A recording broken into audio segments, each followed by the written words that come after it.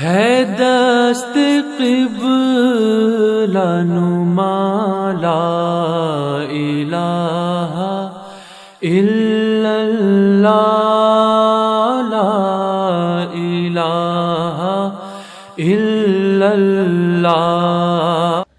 پہلے تو ملا اسلام سے لوگوں کو نکالا کرتے تھے، اب مکہ سے بھی انہوں نے نکالنا شروع کر دیا ہے۔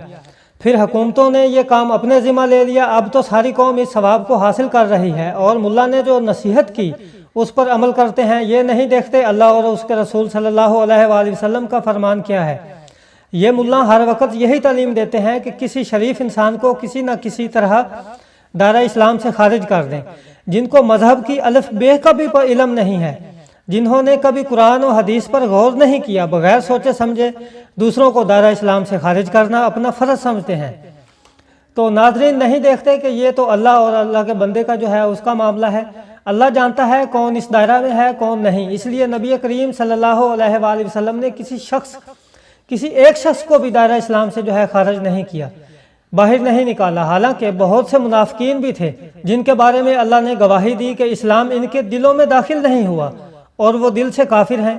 اس کے باوجود نبی کریم صلی اللہ علیہ وآلہ وسلم نے ہر اس شخص کو جو اپنے آپ کو مسلمان کہتا تھا کبھی بھی دائرہ اسلام سے خارج نہیں کیا، اور جو بندہ اللہ کے معاملے میں دخل دیتا ہے اس کو فرعون کہتے ہیں۔ بدقسمتی سے اس فرعونیت کا آج ساری قوم جو ہے وہ شکار ہے، خاص کر اس طرح کے جو ملا ہیں۔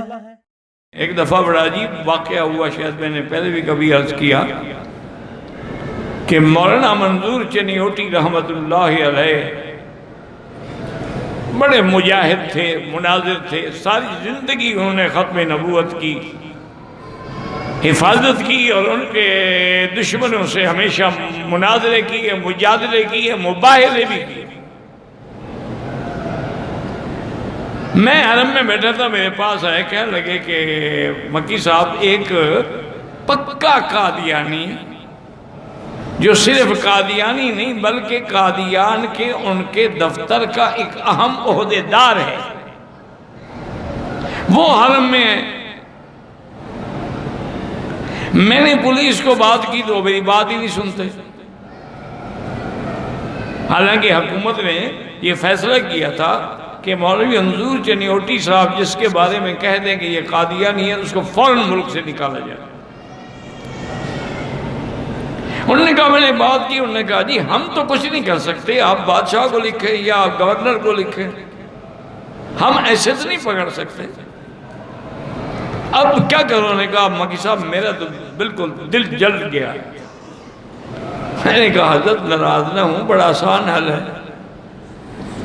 وہ کہہ رہے کیا حل ہے؟ میں نے کہا آپ ایسا کریں کہ جہاں وہ حرم میں کھڑا ہونے جا کے اس کو 2-3 تھپڑ ماریں، وہ بھی آپ کو مارنے کی کوشش کرے گا، ہم بھی ساتھ آ جائیں گے، 2-3 طالب اور بھی ہوں گے، ہم اس کو پکڑ لیں گے اگر آپ سے وہ غالب آنے لگا تو جب یہ لڑائی ہوگی تو پولیس پکڑ لے گی نا دونوں کو۔ انہوں نے کہا یہ تو میرے لیے کوئی مشکل مسئلہ نہیں۔ خیر ہم چلے گئے، جاتے ہی مولانا تو جس جوش میں تھے نا، تو اس نے بھی مقابلہ کرنے کی کوشش کی، ہمارے ساتھی نے پکڑ لیا، اتنے میں پولیس آ گئی، انہوں نے بھی پکڑ لیا۔ انہوں نے کہا کیا بات ہے، اللہ کے حرم میں مقام ابراہیم پہ لڑائی کر رہے ہو؟ بہرحال وہ اس کو پکڑ کے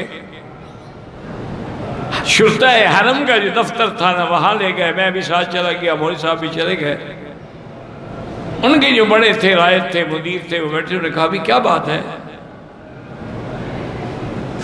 میں نے کہا جی مولوی صاحب نے بتلایا ہے، میں تو نہیں جانتا، سچی بات ہے، ان کے علاقے کا مسئلہ ہے کہ یہ شخص جو ہے قادیانی ہے، کافر ہے، یہ حرم میں کیسے داخل ہو گیا؟ حالانکہ قادیانیوں کا داخلہ بند ہے۔ وہ بڑا چالاک آدمی تھا، اس نے کہا حضرت گزارش یہ ہے، یہ بلا وجہ مجھ پہ تہمت لگا رہے ہیں۔ حضور پاک صلی اللہ علیہ وسلم کی حدیث ہے، من صلی صلاتنا واستقبل قبلتنا واکل ذبیحتنا فہو منا۔ یہ حدیث ہے، انہوں نے کہا حدیث ہے۔ انہوں نے کہا دیکھیں میں نماز پڑھ رہا تھا، قبلے کی طرف میرا رخ تھا، آپ کا ذبیحہ کوئی ہو تو منگا کے دیں، میں کھاتا ہوں، پھر میں کیسے کافر ہو گیا کہ میرے ساتھ لڑنے کے لیے آ گئے؟ اب وہ پولیس افسر بھی چکر میں آ گیا، انہوں نے کہا بھی مولوی صاحبان یہ کیا بات ہے، اب وہ تو بیچارہ حدیث پڑھ رہا ہے، گلے میں اس نے قرآن شریف کی حمائل لٹکائی ہوئی ہے۔ پتہ نہیں منظور چنیوٹی صاحب کہاں مناظرے کرتے رہے ہیں یا مباحثے کرتے رہے ہیں، ہمیں تو اتنا معلوم ہے کہ انہوں نے جو ہے مدرسہ کے نام پہ پیسے لیتے رہے اور بعد میں جگہ پر قبضہ کر لیا، مطلب کہ وہ تو چور تھے، چور بازاری انہوں نے بچائی ہوئی تھی۔ آپ کہتے ہیں کہ بڑے بڑے عالم تھے، کیا آپ نے کبھی قرآن پاک پر غور نہیں کیا؟ اللہ تعالیٰ تو قرآن پاک میں فرماتا ہے کہ قُلْ هَاتُوا بُرْهَانَكُمْ إِن كُنتُمْ صَادِقِينَ، کہ اگر تم سچے ہو تو دلیل لاؤ۔ اسلام جو آپ لوگوں کو نئی نئی تعلیم دیتا ہے وہ کس پر اترا ہے، بتائیں تو صحیح، دلیل تو دیں۔ قرآن میں تو ہے یہ حضرت محمد مصطفیٰ صلی اللہ علیہ وآلہ وسلم کی گستاخی کرنے والے کا ذکر قرآن میں موجود ہے۔ ایسی بڑی کھلی کھلی گستاخی، بے حیائی کے ساتھ گستاخی کی گئی۔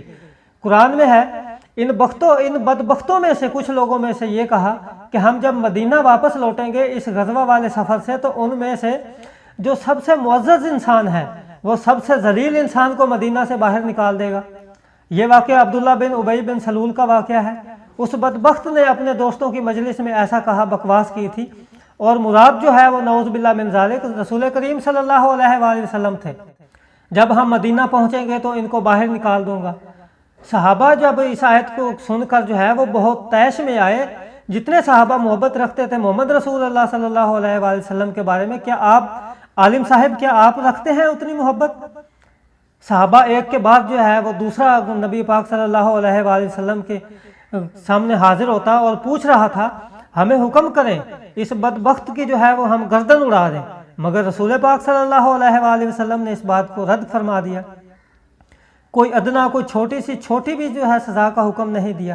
یہاں تک کہ عبداللہ بن ابی سلول کا جو ہے اپنا بیٹا وہ حاضر ہوا اور کہا آپ صلی اللہ علیہ وآلہ وسلم مجھے حکم دے، میں اپنے باپ کی گردن اڑاتا ہوں، قتل کر دیتا ہوں، مگر آپ نے پھر بھی حکم نہیں دیا۔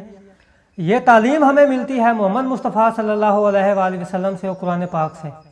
جس قسم کی آپ تعلیم دیتے ہیں مولانا صاحب، یہ فرعون کی تعلیم ہو سکتی ہے، ہرگز نہیں ہو سکتی محمد مصطفیٰ صلی اللہ علیہ وآلہ وسلم کی ایسی تعلیم نہیں ہو سکتی۔ یہ فرعون کی ہے تعلیم جو آپ لوگوں کو گمراہ کرتے ہیں اور بتاتے ہیں۔ جیسے کفار مکہ محمد مصطفیٰ صلی اللہ علیہ وآلہ وسلم پر سختیاں پابندیاں لگاتے تھے، آج اسی طرح کفار مکہ کے نقش قدم پر آپ چلتے ہیں۔ اللہ تعالیٰ جو ہے وہ سب کو سمجھنے کی توفیق عطا فرمائے، آمین۔ وما علینا الا البلاغ المبین۔ السلام علیکم ورحمۃ اللہ وبرکاتہ۔